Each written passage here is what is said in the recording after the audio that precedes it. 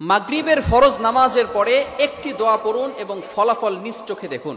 কোনো ব্যক্তি যদি মাগরিবের ফরজ নামাজের পরে এই ছোট্ট দোয়াটা পড়তে পারে, আল্লাহ পাক রব্বুল আলামিন ওই বান্দাকে বিপদ আপদ থেকে হেফাজত করবেন। শুধু তাই নয়, আল্লাহ পাক রব্বুল আলামিন তার উপরে 10টি নেকি আল্লাহ পাক রব্বুল আলামিন তার আমলনামায় দিয়ে দিবেন। আল্লাহ পাক রব্বুল আলামিন তার 10টি গুনাহ মাফ করে দিবেন।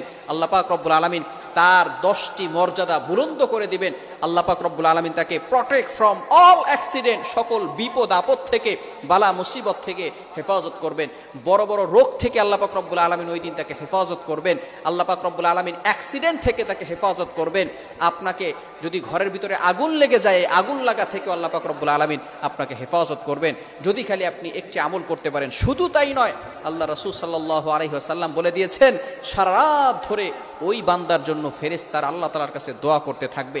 শুধু তাই নয়, 4 জন গোলাম আজাদ করলে যে সওয়াব হয়, সেই সওয়াব আল্লাহ পাক রব্বুল আলামিন তার আমলনামায় দিয়ে দিবেন। 4 জন গোলাম, একটু চিন্তা করেন, কেন ইমাজিন দ্যাট, আপনি চিন্তা করতে পারছেন একজন গোলামের দাম বর্তমানে 1 লক্ষ নয়, কয়েক কোটি টাকা হবে। সুতরাং 4 জন গোলাম আজাদ করলে যে সওয়াব হয়, সেই সওয়াব আল্লাহ পাক রব্বুল আলামিন তার আমলনামায় দিয়ে দিবেন, যদি শুধু ফরজ মাগরিবের ফরজ নামাজের পরে একটি দোয়া পাঠ করতে পারে। দলিলটি কোথায় রয়েছে, হাদিসটি কোথায় রয়েছে? মুসান্নেফে আব্দুর রাজ্জাক এই কিতাবের 3192 নম্বর হাদিসের ভিতরে রয়েছে। আল্লাহ রাসূল সাল্লাল্লাহু আলাইহি ওয়াসাল্লাম বলে দিয়েছেন, এটা আমরা অনেকেই জানি, একটি মাত্র দোয়া পড়লে আল্লাহ পাক রব্বুল আলামিন এতগুলো ফজিলত দান করবেন।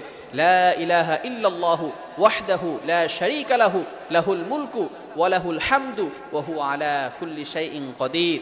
এটা আমরা অনেকেই পারি না, অনেকেই আমরা এই দোয়াটা পারি, লা ইলাহা ইল্লাল্লাহু ওয়াহদাহু লা শারীকা লাহু লাহুল মুলকু ওয়া লাহুল হামদু ওয়া হুয়া আলা কুল্লি শাইইন কাদির। এই চমৎকার একটি দোয়া যদি আমরা পড়তে পারি, মাগরিবের ফরজ নামাজের পরে মাত্র একবার যদি পাঠ করতে পারি, আল্লাহ রাসূল সাল্লাল্লাহু আলাইহি ওয়াসাল্লাম ঘোষণা করে দিয়েছেন, ওই বান্দার আল্লাহ পাক রব্বুল আলামিন 10টি গুনাহ মাফ করে দিবেন। আল্লাহ পাক রব্বুল আলামিন তার আমলনামায় 10টি নেকি লিখে দিবেন। শুধু তাই নয়, 10টি মর্যাদা বুলন্দ করে দিবেন। আল্লাহ পাক রব্বুল আলামিন তাকে সকল প্রকার বিপদ আপদ থেকে হেফাজত করবেন।